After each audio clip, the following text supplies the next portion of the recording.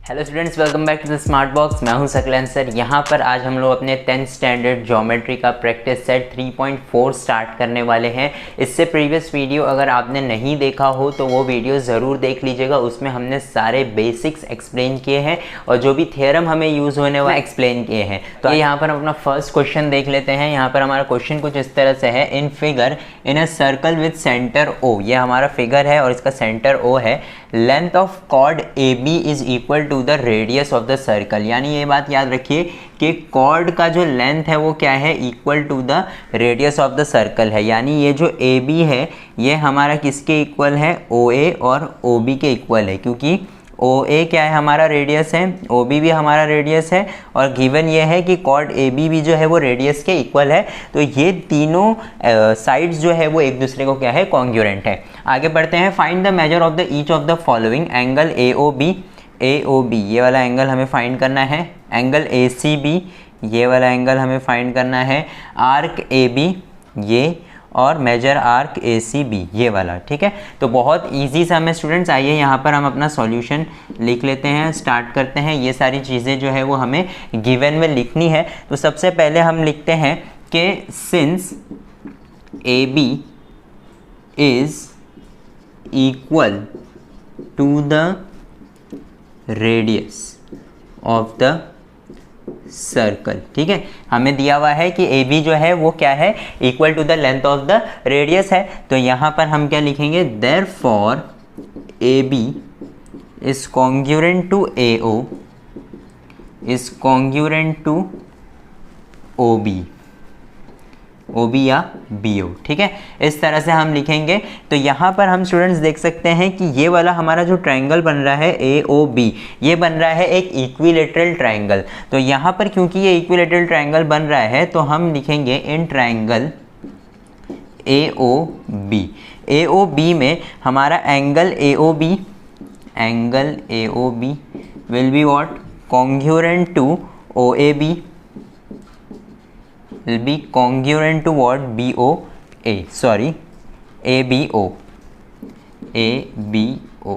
ठीक है, ये कहाँ से आया, इक्विलेटरल ट्रायंगल है ये हमारा पूरा, इसके लिए ये तीनों क्या है, कॉन्ग्रुएंट है। अब ये तीनों को मैं अगर ऐड करूँ स्टूडेंट्स तो हमें क्या आना चाहिए, 180 आना चाहिए। तो मैं अगर इसे क्या लिख दूँ, इक्वल टू x लिख दूँ तो क्या होगा, x plus x should be equal to 180। 3x is equal to 180, x is equal to 180 upon 3 that is 60। तो हमें क्या आया, ये हमारा एंगल कितना आ गया, हमें 60 डिग्री आ गया। तो यहाँ पर हम लिख लेते हैं आगे, therefore angle A O B जो हमें फाइंड करने बोला हुआ था, angle A O B is equal to 60 degree. ये हमारा फर्स्ट वाला हो गया। ठीक है स्टूडेंट्स, अब हम अपना सेकंड वाला देखते हैं कि सेकंड हमें फाइंड क्या करना है, angle A C B. A C B ये वाला एंगल हमें फाइंड करना है। तो यहाँ पर स्टूडेंट्स ये एंगल फाइंड करने से पहले हमें ये आर्क फाइंड करना पड़ेगा, क्योंकि हमें पता है कि आर्क का जो भी मेजर रहेगा उसका क्या होगा, ये हाफ होगा, है ना। यहाँ पर अगर हमारा आर्क ए बी जो है वो 10 डिग्री है तो वो क्या हो जाएगा, 5 हो जाएगा। तो यहाँ पर हम देख सकते हैं स्टूडेंट्स कि मेजर आर्क ए बी, ये जो मेजर आर्क ए बी है इसका सेंट्रल एंगल क्या है, ए ओ बी, और वही ए ओ बी हमने क्या किया है, फाइंड किया है। तो यहाँ पर हम लिख देते हैं, थर्ड वाला फाइंड करेंगे। यहाँ पर हम लिखेंगे since major arc A B is equal to angle A O B.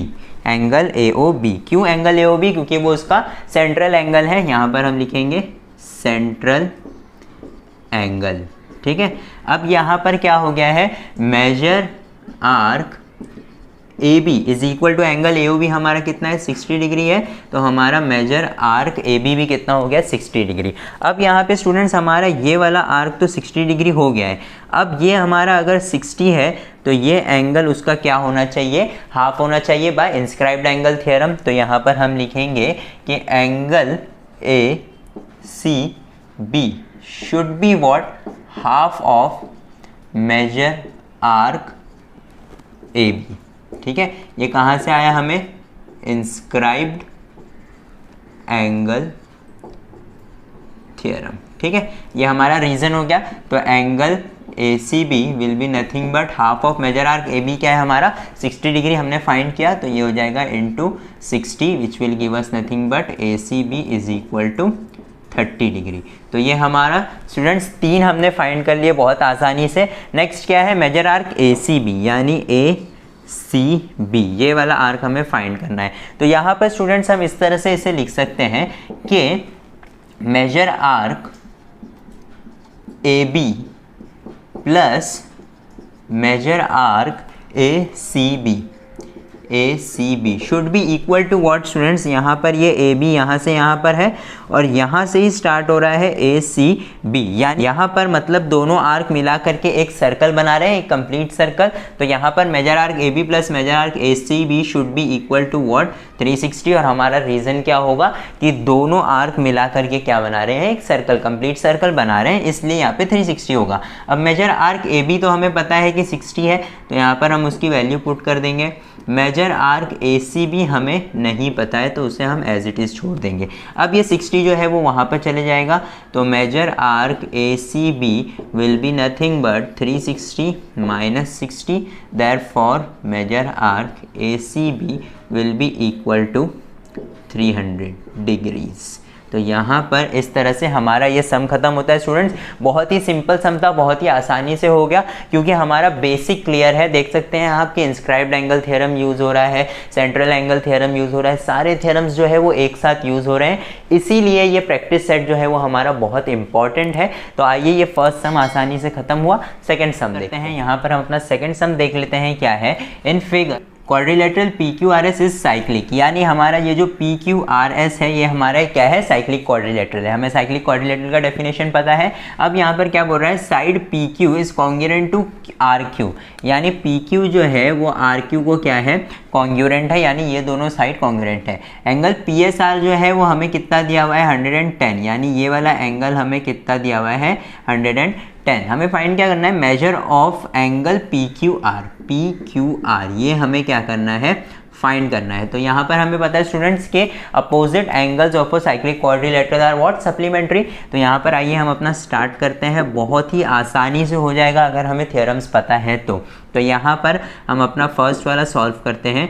यहाँ पर हम लिखेंगे in quadrilateral PQRS angle PSR is equal to what 110 degree. ये कहाँ से आया हमें, ये हमें गिवन है, ठीक है। फिर उसके बाद क्या लिखेंगे, therefore angle PSR plus angle PQR should be equal to what 180। इसका रीज़न हम क्या लिखेंगे, opposite angles of cyclic quadrilateral are supplementary, ठीक है। इस तरह से हमारा रीज़न हो जाएगा। अब PSR तो हमें पता है कि 110 है, तो यहाँ पर हम 110 लिख देंगे। PQR हमें नहीं पता है, तो वो एज इट इज़ यहाँ पर 180। तो यहाँ पर PQR will be nothing but 180 minus 110, तो PQR will be equal to what 70 degree. तो यहाँ पर हमें एंगल PQR आ गया, that is our first one is finish. तो यहाँ पर सेकेंड क्या है, मेजर आर्क PQR, यानी PQR इस वाले आर्क का हमें क्या फाइंड करना है, मेजर फाइंड करना है। तो ये तो बहुत इजी है, हम यहाँ पर वापस से कर लेते हैं सेकंड वाला क्या होगा। यहाँ पर हम देख सकते हैं कि हमारा जो आर्क PQR है वो क्या है, PSR का इंटरसेप्टेड आर्क है। तो यहाँ पर हम इंटरसेप्टेड आर्क का थ्योरम यूज़ करेंगे। तो यहाँ पर क्या हो जाएगा, यहाँ पर हम लिखेंगे कि since arc PQR is inscribed in angle PSR, ठीक है, साइन डाल देते हैं हम एंगल की PSR। तो यहाँ पर हम लिखेंगे therefore angle PSR will be what, half of measure arc PQR, है ना। ये हमारा इंस्क्राइब्ड एंगल थ्योरम है, इंस्क्राइब्ड एंगल थ्योरम, ठीक है।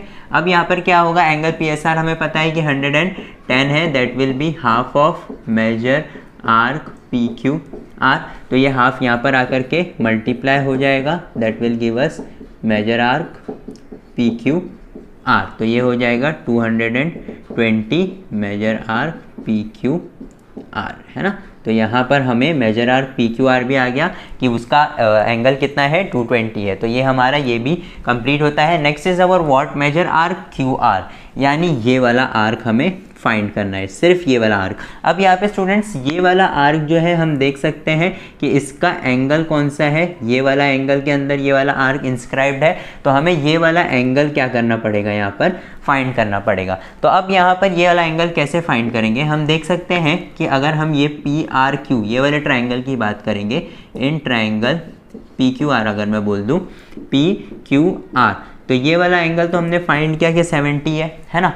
अब ये क्या बोला हुआ है कि ये साइड और ये साइड एक दूसरे को कॉन्ग्रुएंट है, मतलब ये क्या है, आइसोसेलेस ट्रायंगल है, और कॉन्ग्रुएंट साइड्स के अपोजिट एंगल्स भी एक दूसरे को क्या होंगे, कॉन्ग्रुएंट होंगे। तो अगर मैं इसे x लेता हूँ तो ये भी हमारा क्या रहेगा, x रहेगा। तो यहाँ पर in triangle P Q are मैं अगर एंगल क्यू पी आर ये वाला angle plus angle P R Q plus angle P Q are करूँगा तो मुझे कितना आना चाहिए, 180 डिग्री आना चाहिए, है ना, sum of the angles of the triangles. तो क्यू पी आर हमारा x है, पी आर क्यू भी हमारा x है, पर पी क्यू आर हमारा क्या है, 70 है, that should be equal to 180। तो यहाँ पर क्या होगा, 2x plus 70 is equal to 180, 2x is equal to 180 minus 70, 2x is equal to 110। तो ये x है वो यही रहेगा और 110 डिवाइड बाई 2 हो जाएगा, तो x is equal to 55 degree. तो हमारा x जो है वो 55 आ रहा है स्टूडेंट्स, यानी हमारा ये एंगल जो है वो 55 है। तो ये क्या होगा कि angle are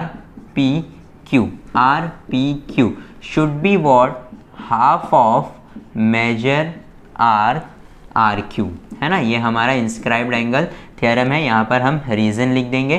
are P Q की वैल्यू क्या है, 55, तो 55 is equal to half of measure arc R Q.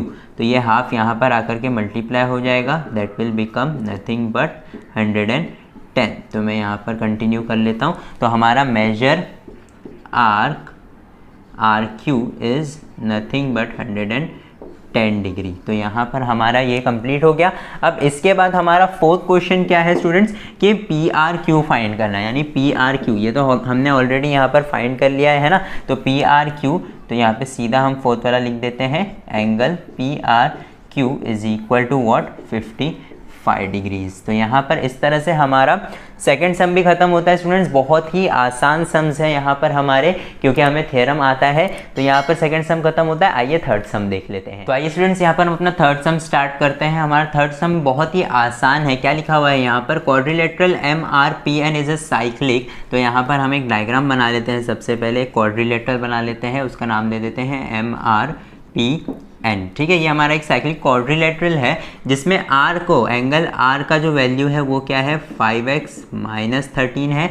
और एन का जो वैल्यू है यानी इसका वैल्यू है 4x प्लस 4 है। ठीक है, find the measure of R and N, यानी आर और एंगल एन हमें फाइंड करना है। बहुत ही आसान है, क्योंकि हमें ये बोला हुआ है कि साइक्लिक क्वाड्रिलेटरल है तो अपोजिट एंगल्स क्या होंगे, सप्लीमेंट्री होंगे। तो यहाँ पर हम अपना सॉल्यूशन स्टार्ट करते हैं कि since quadrilateral M R P N is cyclic, तो therefore angle R plus angle N should be equal to what, 180। यहाँ पर क्या आएगा, reason opposite angle of cyclic quadrilateral are supplementary। ठीक है, अब यहाँ पर एंगल R की वैल्यू हमें क्या दी हुई है, 5x minus 13 plus angle N की वैल्यू है 4x प्लस 4।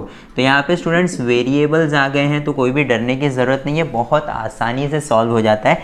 यहाँ पर हम देखेंगे 5x plus 4x will be what, 9x minus 13 plus 4 will be plus minus, minus 13 minus 4 will be 9, but यहाँ पर जो साइन आएगी वो आएगी माइनस की, इज इक्वल टू 180 डिग्री। ठीक है, तो अब यहाँ पर हमारा क्या होगा, ये 9x जो है वो हम यहीं छोड़ते हैं और ये 9 को हम वहाँ जा कर के प्लस कर देते हैं। तो 9x will be equal to 189। तो यहाँ पर x की वैल्यू क्या हो जाएगी, 189 अपॉन 9। तो यहाँ पे क्या होगा, 21 हमारा आंसर आएगा। ठीक है, तो x की वैल्यू हमें स्टूडेंट्स क्या आई है 21, बट हमें फाइंड क्या करने बोला हुआ है, एंगल r और एंगल n फाइंड करने बोला हुआ है।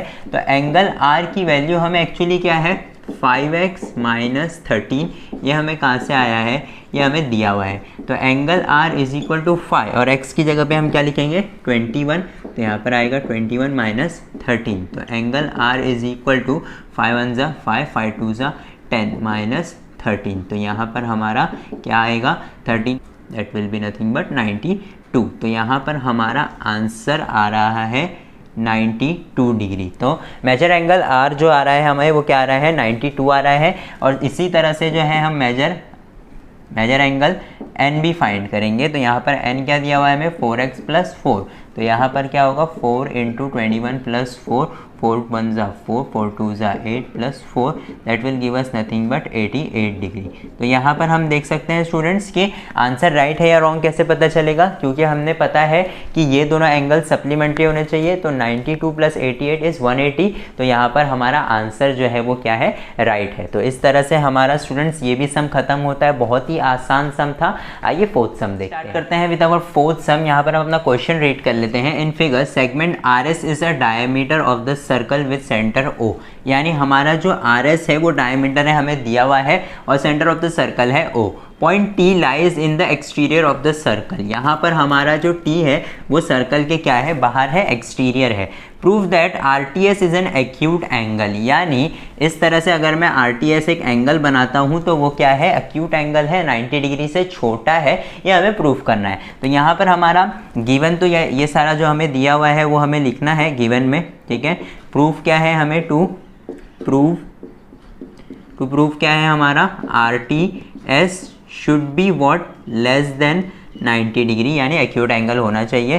तो यहाँ पर हमारा प्रूफ स्टार्ट करते हैं। प्रूफ से पहले स्टूडेंट्स हमें जो है वो एक कंस्ट्रक्शन पार्ट करना है, तो हम कंस्ट्रक्शन लिख लेते हैं कि कंस्ट्रक्शन हम क्या करेंगे। हम सबसे पहले तो RTS हमें फाइंड करना है, तो इस तरह से ज्वाइन कर लेते हैं RTS को, है ना। तो यहाँ पर हम लिखेंगे join RT and TS to make angle RTS। ठीक है, ये हमारा फर्स्ट पार्ट हो गया कंस्ट्रक्शन का। अब दूसरी चीज़ हम क्या करेंगे, हम इस तरह से ज्वाइन कर देंगे और इसे क्या कर देंगे नेम A दे देंगे अगर, तो यहाँ पर लिख देंगे हम ज्वाइन AS। ठीक है, तो यहाँ पर हमने हमारा कंस्ट्रक्शन पार्ट कंप्लीट होता है। आइए सॉल्यूशन की तरफ बढ़ते हैं।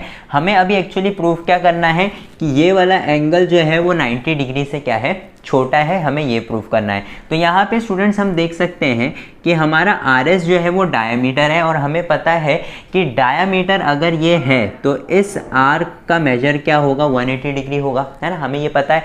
तो यहाँ पर क्योंकि ये 180 डिग्री होगा तो इसके यहाँ पर जो ये एंगल इसका इंटरसेप्टेड एंगल है वो कितना होना चाहिए, उसका हाफ होना चाहिए। दैट मीन्स कि ये एंगल हमारा क्या होगा 90 डिग्री होगा। तो आइए जितना हमने अभी ओरली हम लिख लेते हैं। यहाँ पर हमारा क्या लिखेंगे, since RS is the diameter of the circle. ठीक है, RS जो है वो हमारा डायमीटर ऑफ द सर्कल है, therefore measure arc RS should be equal to what 180 degree, है ना, क्योंकि यहाँ पर हम क्या लिखेंगे कि ये जो है वो सेमी सर्कुलर आर्क है।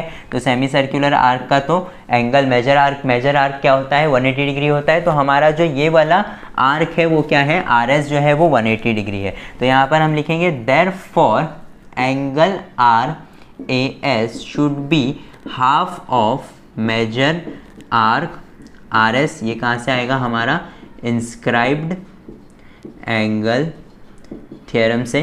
ठीक है, अब यहाँ पे क्या होगा RAS will be equal to half of what 180 degree, that will be equal to 90। तो RAS हमारा क्या हो गया 90 डिग्री हो गया। ठीक है, अब ये इतना हमने प्रूफ कर दिया कि हमारा ये एंगल जो है वो 90 डिग्री है।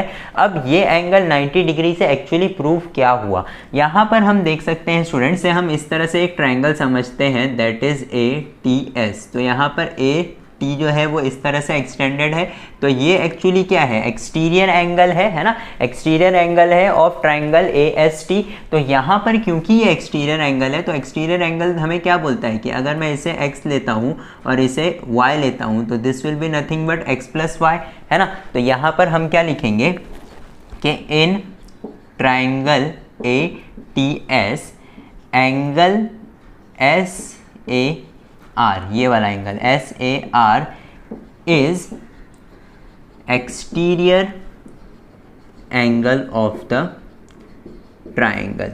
ठीक है, अब हम क्या लिखेंगे, एंगल एस ए आर क्या होना चाहिए, ए S T, angle A S T plus angle A T S, angle A T S, है ना। तो यहाँ पर हमारा क्या होना चाहिए, एस ए आर, ये वाला एंगल जो है वो ए एस टी, ये वाला एंगल प्लस ये वाला एंगल होना चाहिए, वो हमने लिख दिया। यहाँ पर क्या आएगा, exterior angle theorem of a triangle. तो यहाँ पर हम लिख लेते हैं exterior angle theorem of triangle. ठीक, एस ए आर जो है वो क्या है, 90 डिग्री है, तो यहाँ पर हम 90 लिख देते हैं। अब ये ए एस टी जो है, ए एस टी हम इसे इस तरफ ले लेते हैं, तो ये हो जाएगा माइनस ए एस टी और यहाँ पर क्या बचेगा, ए टी एस। अब ये जो ए टी एस है इसे मैं आर टी एस लिख सकता हूँ, तो ये क्या होगा, 90 minus A S T is equal to angle R T S. ये ए टी एस को मैंने सिर्फ आर टी एस लिख दिया। ठीक है, आर टी एस, अगर मैं यहाँ पे रीज़न लिखना चाहूँ तो R dash A dash T लिखूंगा, R dash A dash T. क्यों, आर ए टी जो है वो क्या है, तीनों कोलिनियर पॉइंट्स हैं, इसलिए हमने इस तरह से रीज़न लिख दिया। अब यहाँ पर आप देख सकते हैं कि यहाँ पर हमारा प्रूफ जो है वो ऑलमोस्ट ख़त्म हो गया है। कैसे, हमारा आर टी एस जो है उसकी वैल्यू क्या है, 90 माइनस ए एस टी। अब यहाँ पर हमारा 90 माइनस ए एस टी है, तो ए एस टी हमारा, क्योंकि ये जो पूरा है एक ट्राइंगल है तो ये ज़ीरो तो हो नहीं सकता, कुछ ना कुछ इसकी वैल्यू होगी। अगर यहाँ पर इसकी लीस्ट वैल्यू क्या होगी, 1 भी होगी, तो 90 माइनस 1 क्या होगा, 89, विच इज़ लेस देन 90। तो यहाँ पर हमारा प्रूफ जो है वो ख़त्म हो जाता है। तो हम यहाँ पर लिख देंगे therefore angle R T S is less than 90। That means कि आर टी एस जो है वो हमारा क्या है, एक्यूट एंगल है। ये हमारा प्रूफ था स्टूडेंट्स, बहुत ही आसान प्रूफ था। बस हमारा जो है वो ज्योमेट्री का बेसिक और सर्कल चैप्टर में हमने जितने भी थ्योरम्स पढ़े हैं वो सारे हमें इस पे अप्लाई करने आना चाहिए। तो यहाँ पे स्टूडेंट्स हम अपना वीडियो स्टॉप करते हैं, बहुत बड़ा हो रहा होगा, लेकिन अगर आपको ये 4 सम्स में कोई भी डाउट है, मुझे नहीं लगता कि कोई भी डाउट होना चाहिए क्योंकि हमने बहुत ही आसान तरीके से सॉल्व करके बताया है। लेकिन फिर भी अगर आपको कोई भी डाउट है तो you are free to comment us down. आप हमें कमेंट करिए, बताइए, पूछिए कि हमें ये डाउट है, हम आपको जल्दी से जल्दी उसका सॉल्यूशन देने की कोशिश करेंगे। आप हमें टेक्स्ट भी कर सकते हैं, बहुत सारे बच्चे टेक्स्ट करते हैं, so don't feel shy to text me. जो भी प्रॉब्लम है वो जल्दी से जल्दी सॉल्व करेंगे। और thank you for watching the smart box.